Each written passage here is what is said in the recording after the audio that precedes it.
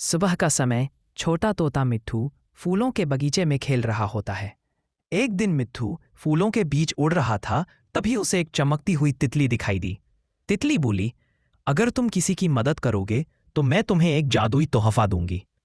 मिट्ठू ने देखा, पास में एक छोटी चींटी पानी में गिर गई थी। वो तुरंत जाकर चींटी को पत्ते से बाहर निकाल देता है।